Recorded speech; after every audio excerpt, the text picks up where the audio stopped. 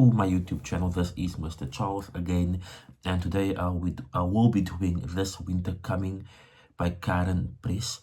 I mean, this is another political poem, and I know what you're thinking. Again, another one. Let me tell you why. Before I start with the analysis, it is a move into our decolonial journey. So for many years, we are not telling our own stories. We are not writing our own poems. So what is happening is that there is this shift in paradigm where we're bringing about African poets and African poems. And I think it's absolutely beautiful and long overdue that we tell our stories about what happened to us. So this is a move into a decolonial journey, and that is why we have many political poems based on South Africa, based on Angola, based on Senegal, for example. Okay, so I know what you're thinking, and it is a bit unfair to an extent because the history learners will really benefit, given that I have some contextual knowledge about the many poems. So when I teach political poems to my life sciences group, right, we have a history and a life science split. So when I'm teaching to my life sciences and I'm teaching a political poem, the class is very quiet. They just look at me. But when I teach the same poem to my history group, they are so, vivacious and excited because they have content knowledge and they can really engage with you. Okay, before I do start, please like, subscribe, and comment, and turn on your notifications to be notified when I do upload. You need to subscribe. You need to subscribe. That is how you will be notified. Okay, so if you look at the title, grade 12s, This Winter Coming, what we have here is called an extended metaphor. And what that implies is that you are able to read the poem literally and figuratively throughout. It is an extended metaphor. So this winter coming is referring to a literal winter approaching. And this poem is really hitting home because it is based on Cape Town, and the poet Karen Press is a Cape Townian as well. Metaphorically, however, there's something else there. There is a symbolic meaning. When we say in the exam, account for the symbolic interpretation, we want the metaphorical explanation, not the literal one. Okay, now in terms of structure, we have 5 stanzas. There's stanza 1, 2, 3, 4, 5. And what is interesting here is that each one is providing us with a different context. So stanza 1 is providing us with context about winter. We also have a rhetorical question in line 3. Okay, stanza 2, if you look carefully, it is accounting for nature. So it is making reference to the sea, to waves, to rocks, to sand, to the seagulls, to a shroud. So it is making reference to nature. Stanza 3, if you look very carefully, it is referring to woman. Okay. Stanza 4 is referring to men. And stanza 5 to children. And this is systematic. Each stanza is focusing on one facet. But here, this is important. Even though they are in different stanzas, they are interrelated. What does that imply? That they are connected. They are interdependent and connected as well. So do not think of these stanzas as separate entities, okay? You can interpret it that way, but always remember there is a connection between all of them. So if you look at the title, This Winter Coming, it is referring to the season, winter slowly approaching Cape Town. And we know when it's winter in Cape Town, it is cold. Kuyabanda kakhulu, kuyanetha, kuyaduduma in Cape Town. However, symbolically, winter is symbolic here of violence and chaos and distractiveness and hostility during apartheid. So think of winter and you have an upcoming violence. Okay? So the thicker the clouds, the more destructive apartheid will be. There we go. That is what I mean by the extended metaphor. Thick clouds, winter, cold, and rain, hostility, destructive, violence, fear. Okay? So, if you look at stanza 1, walking in the thick rain of this winter we've only just entered, who is not frightened? Thick rain is very symbolic here. Yes, literally it is referring to the clouds. No, it's referring to the blanket of clouds.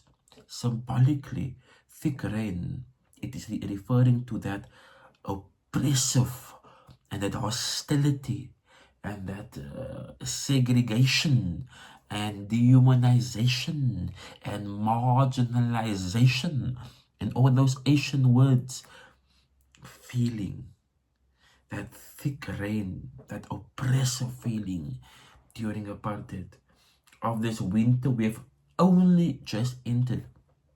Only entered. In other words, it is going to get worse before it gets better. Remember, winter is a season. It starts off very intense, and as we approach, it slowly subsides, slowly, and then we have a new season.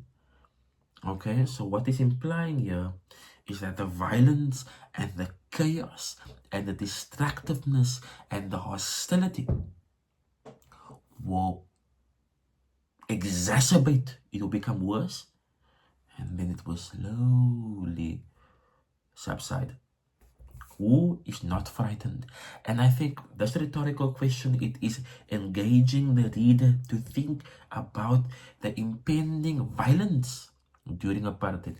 Who is not frightened? All is frightened. The oppressed and the oppressor, for different reasons. Everyone is fearful about the impending violence. The oppressed and the oppressor. The oppressed is fearful for obvious reasons. Impending death, violence, chaos, destructiveness. The oppressor is also fearful. The oppressor is fearful that the oppressed will retaliate. The oppressor is fearful that the oppressed will seek retribution, revenge. Okay, so we have the oppressor and the oppressed. Both are fearful for different reasons. Think about it logically. The oppressor, fearful of retribution.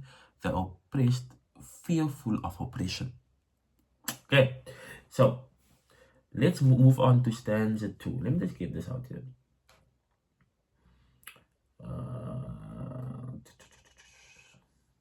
Okay, so remember, stanza 2 is focusing on nature. And it says, the sea is swollen, churned in broken waves, violent continual motion. Around the rocks, the sand is sinking away. Okay, so at first glance, you know, when you read this on a literal level, it is describing a violent sea. So the ocean, it is swollen, there's broken waves, and it is churning. Churning means like to turn in a violent way. So if you think of this symbolically, it is referring to, the destructive force of apartheid. It is referring to how destructive apartheid can be. It is churning, it is swollen, it's also violent. Okay? So think of the ocean and the waves.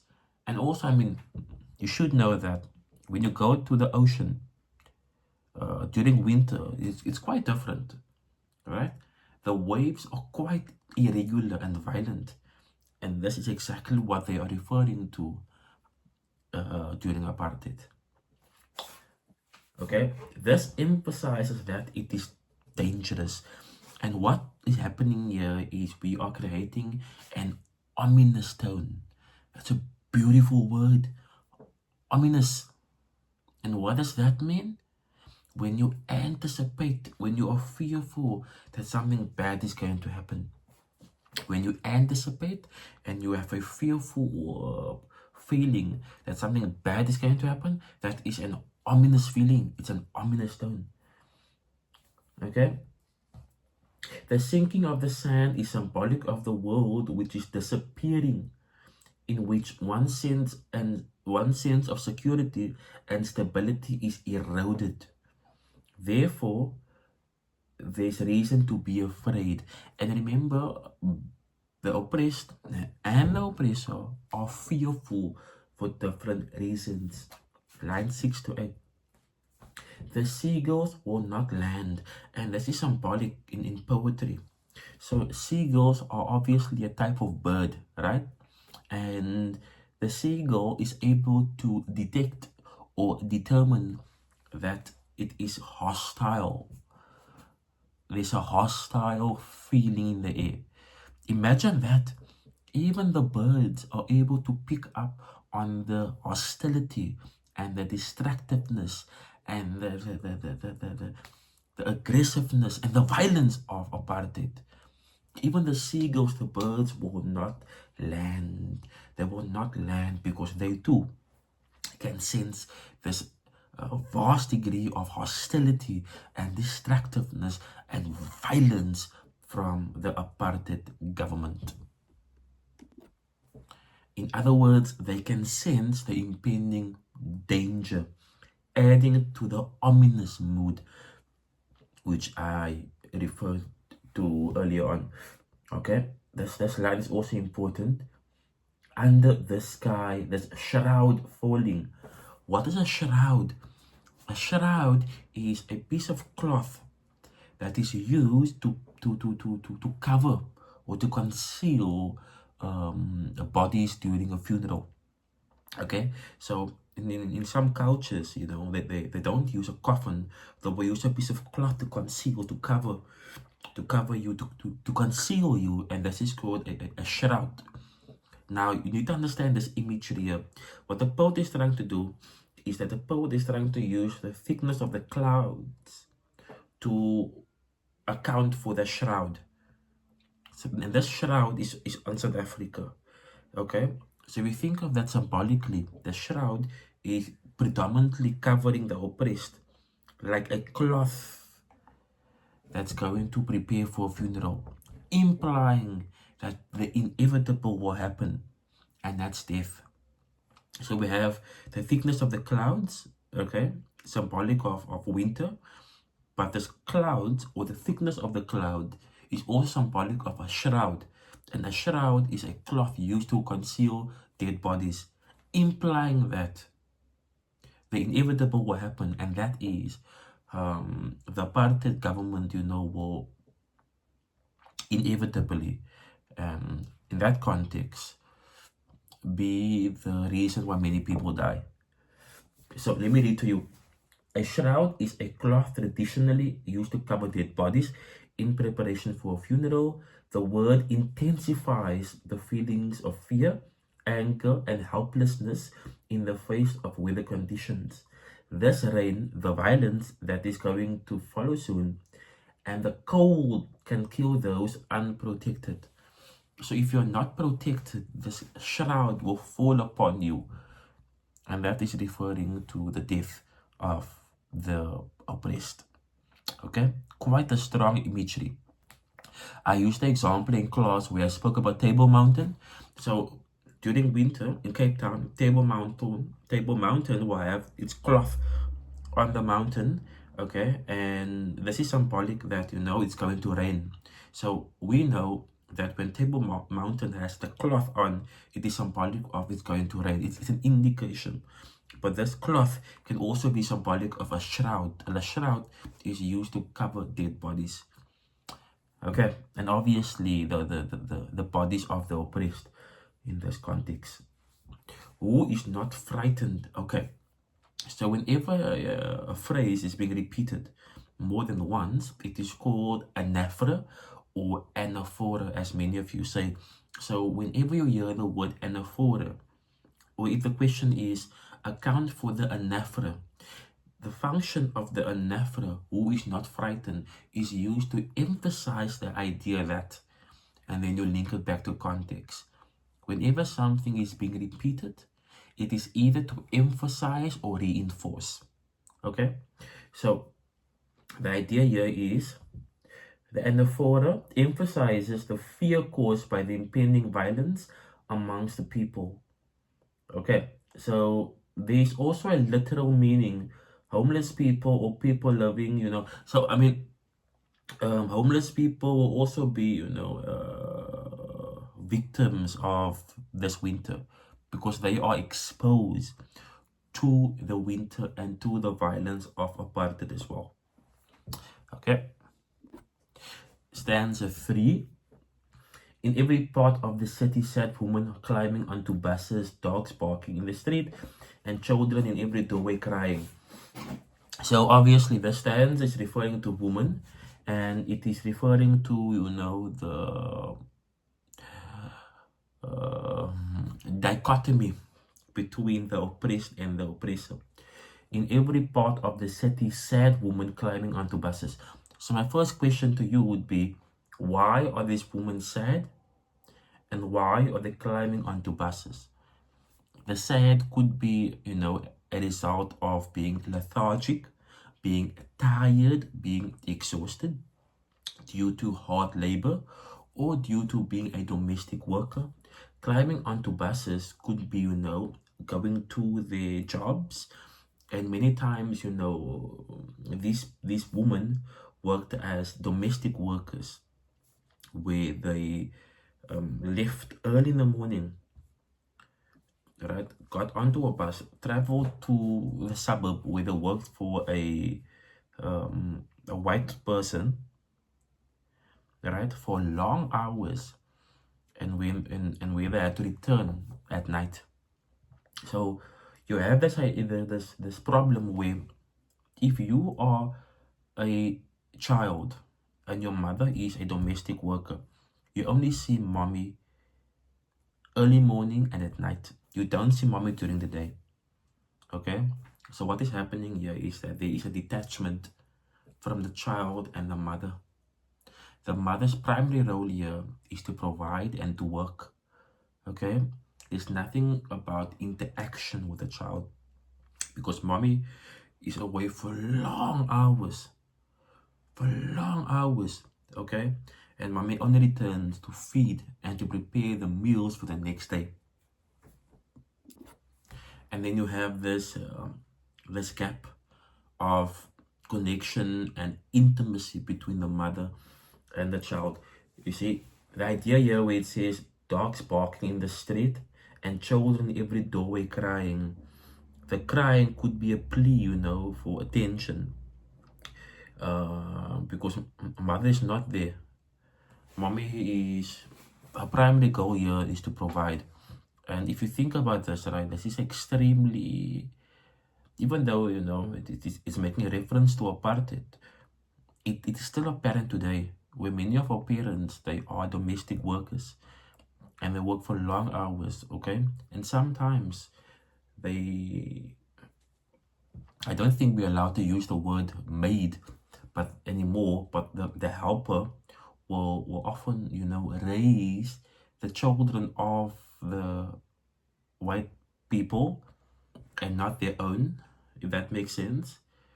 So now the white child in this context, will see the helper as a guardian, but the mother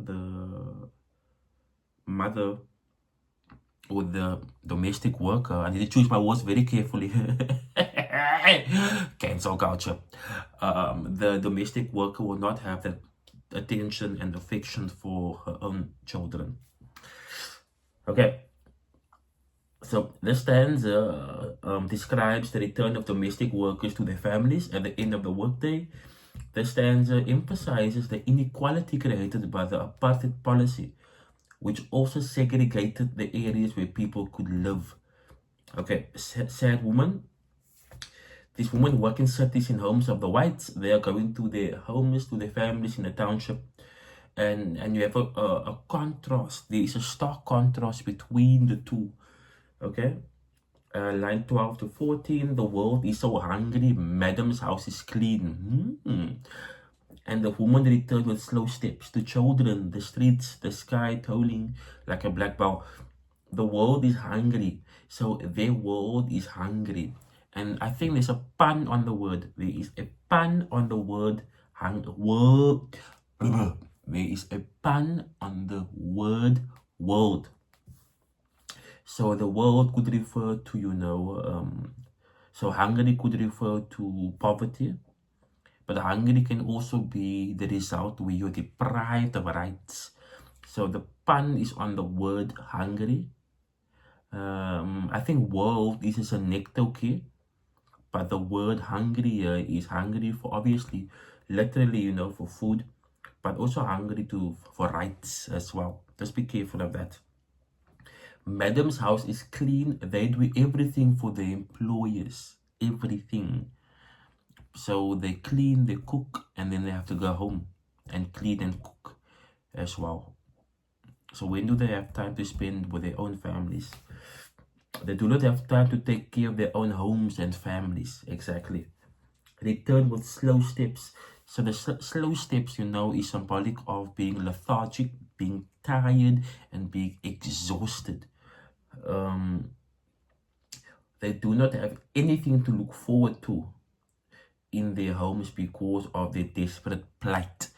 It is a demoralizing, experience. They get there, they're so tired. Then they have to cook, they have to clean, and then tomorrow up 6 o'clock, 5 o'clock to take the bus. You work long hours, you get home, cook, clean, sleep. Tomorrow, long hours for years. For years. Okay, so you better appreciate your mother, man, and your father.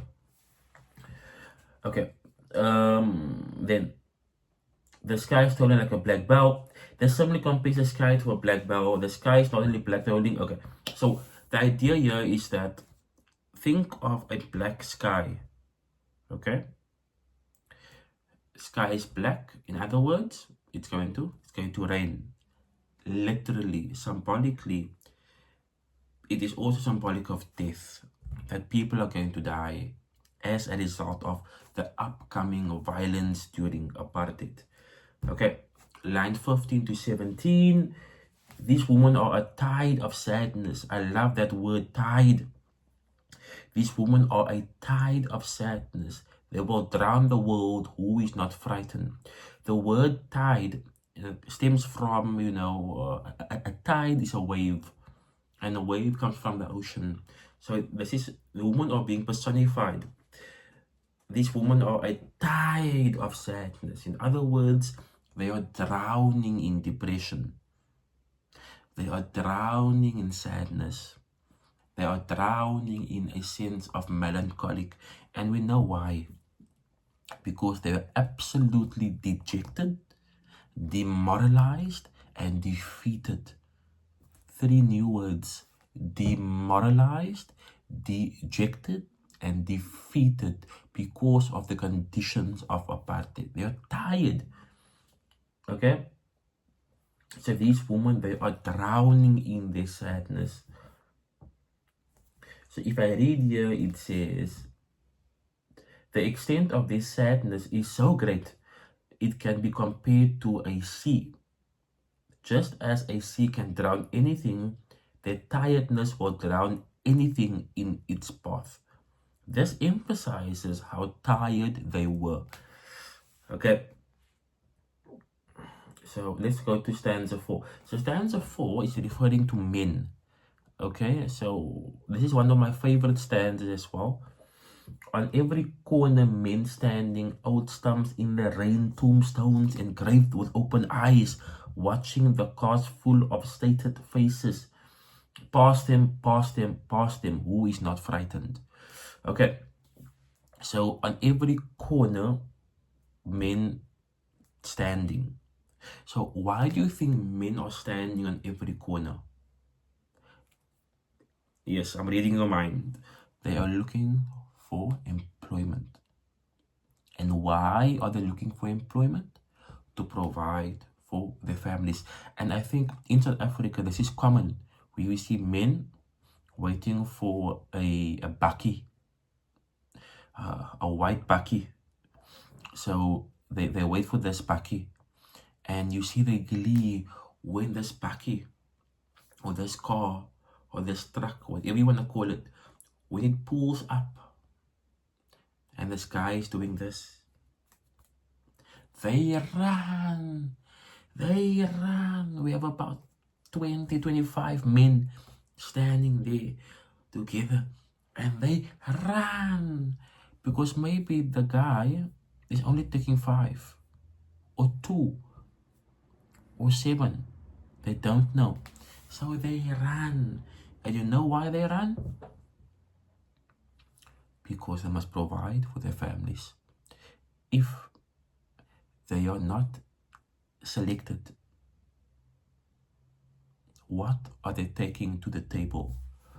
What are they taking to the dinner table later on? And if I tell you one thing, men, I tell you one thing, ladies, if you're watching, if there's one thing men is absolutely fearful of, all men, I think this is universal. I think this is universal. If there's one thing men is fearful of, it is the inability to provide. The inability, be it for the wife, be it for the mother, be it for themselves, but the inability to provide, the inability to give. I think that's the greatest fear. So these men here, they are on every corner, men standing. They are demoralized. They are defeated. They are hopeless. I always think, and I thank God obviously for my experience and for my life, but I'm not oblivious to the idea. When I see these people, I always think of one thing. Number one, that there's someone's father standing there. Yes, you can say they deserve, you can say they don't have matric, that's irrelevant. But there's someone's father standing there, demoralized, ego, the ego of a man, obliterated, destroyed, to provide. Okay, so you guys better pause. The men have no jobs. They are standing on street corners waiting for someone to come along and offer them work for the day. For the day. Guess what? Tomorrow, it's back to square one. That is demoralizing. Okay? And, I mean, this extended metaphor here, they are old stumps in the rain, tombstones engraved with open eyes. So they're in the rain. So it's raining and they're waiting for a job, right? And they're like old stumps in the rain, and they are tombstoned. In other words, they are dead inside. What did I say to you? What did I say? What did I say? They are demoralized, defeated, and dejected. And they are hopeless. They are hopeless. They are symbolic of a tombstone. Imagine someone is comparing you to a tombstone. You are dead inside. You look at their eyes. You can see this man or these men are defeated. Okay, the double metaphor compares the men to tree stumps, which are compared to tombstones. They are more dead than alive. They are more dead than alive. They are alive in terms physically, but spiritually dead. Okay? Watching the bright cars full of sated faces, they are able to see the reality of the situation. This is in contrast to the sadness of the woman. These men cannot get jobs. They seem to be stuck, not moving like the tide of woman's sadness. So in the previous stanza, we had women that were in this depressive state, but they were moving. They were in and out of depression, in and out of depression. Men, in contrast, are stagnated in hopelessness. Women, they are moving in their depression. Men are stagnated in their hopelessness. That's the difference. Okay? The stanza continues with the idea and describes the despair and dehumanization of men. It's a beautiful word. These men are dehumanized. Dehumanization. When you are dehumanized, your humanity is taken away. Your humanity is stripped away. So how do you become rehumanized? By finding employment and providing. Then, to an extent, you can become rehumanized. Okay? And not dehumanized.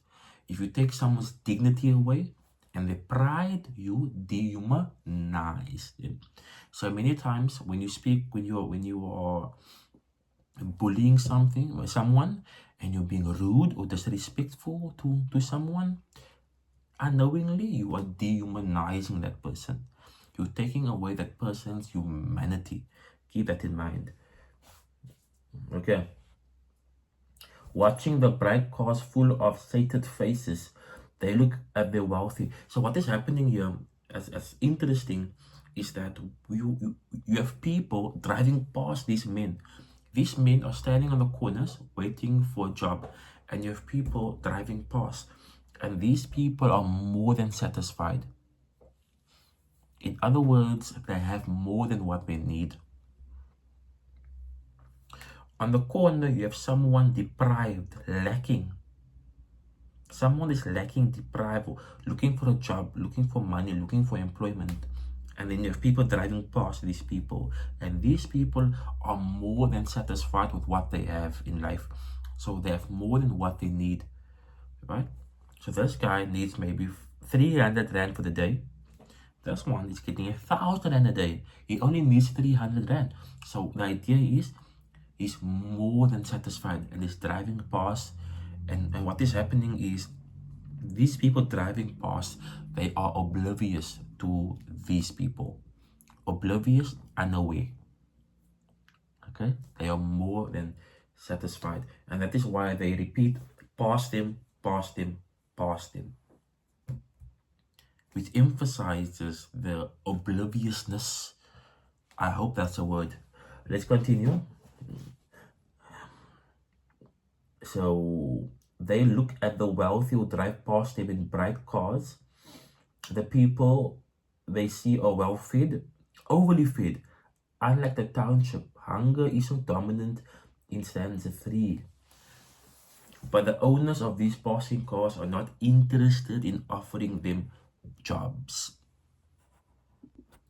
One might also argue that the reason why they're not stopping could be because of guilt.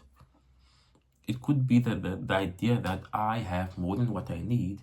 you don't have, so there's a sense of guilt. So let me rather pass on. It could be past them, past them, past them.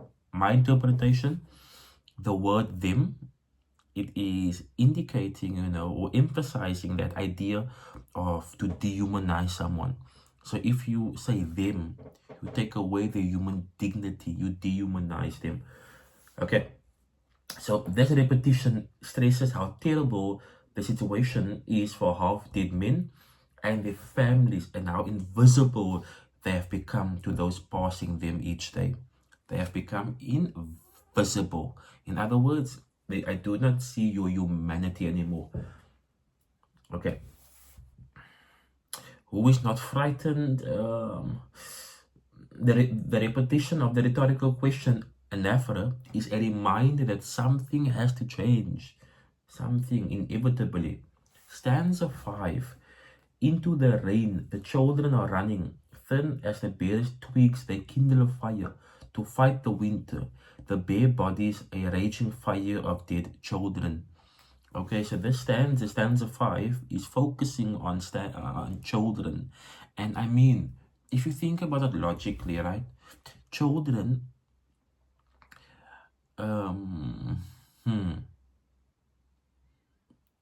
I think throughout many of these political poems, the idea here is that the youth must become defiant.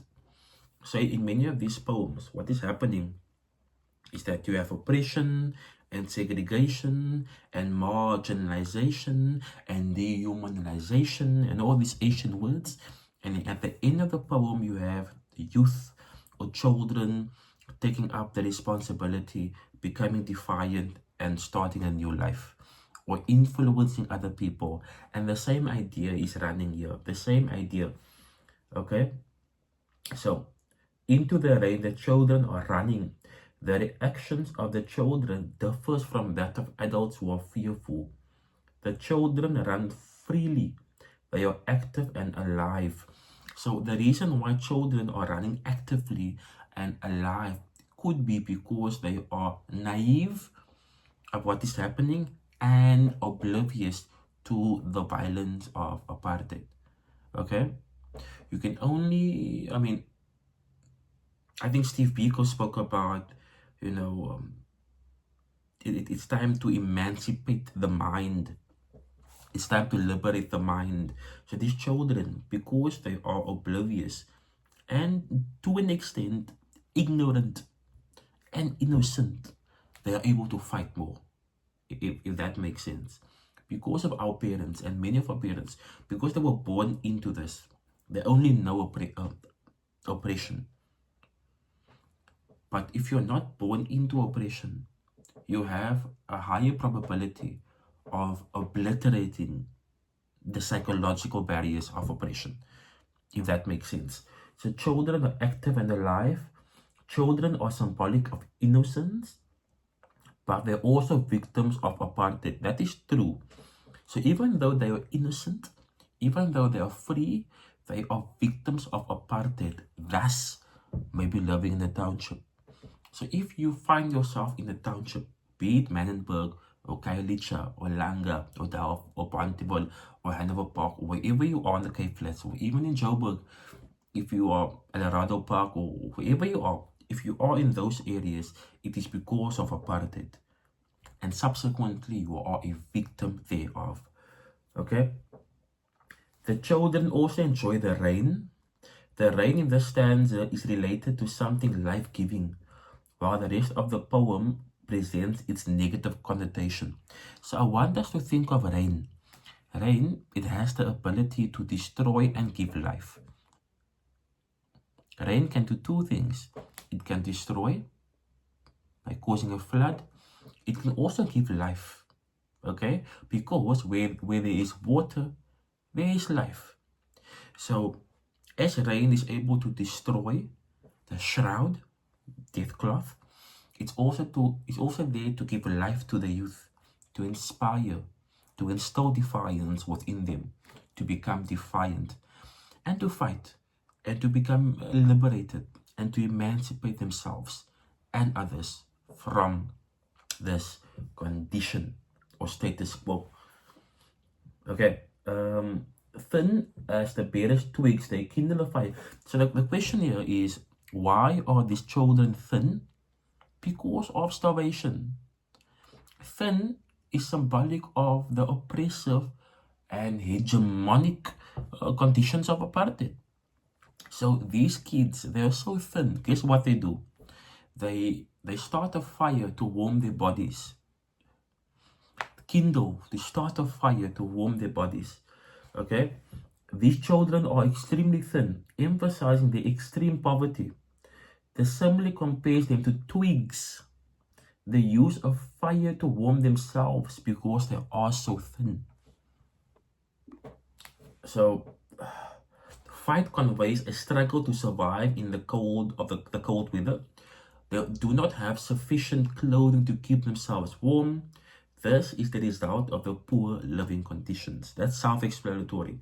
Then, raging fire of dead children. Raging fire. Raging is anger.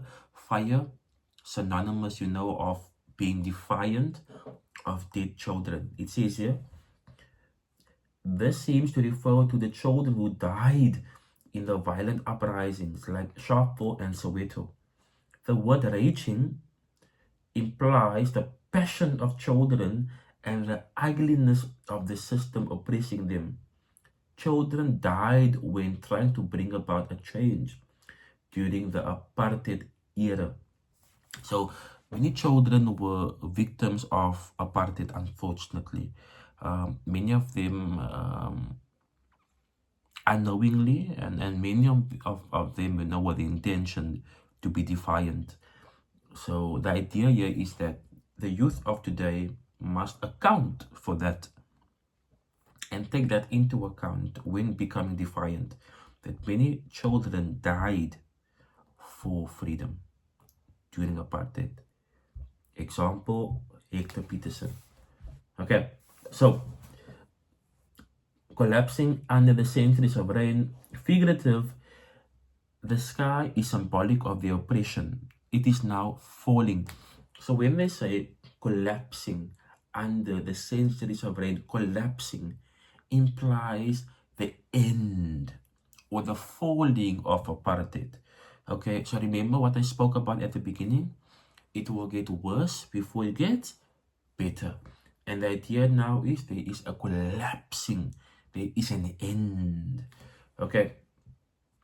The people sense that the oppression is going to end soon. People can sense that oppression is going to end soon.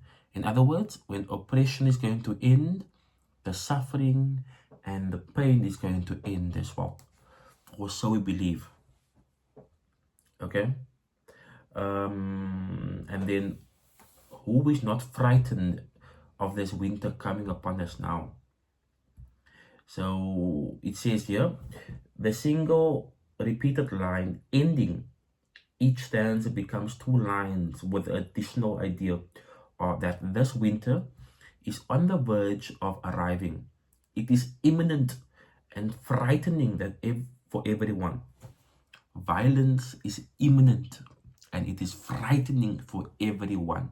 And I told you why. So grade 12s, the idea here is that it will get worse before it gets better. We have an extended metaphor and we have different stanzas for a different effect. This winter coming, very interesting poem. A poem that really hits home because it is happening in and around all of us. Okay? If you do like that, please like, subscribe, and comment. And remember to subscribe. This winter coming, Mr. Charles. Cheers.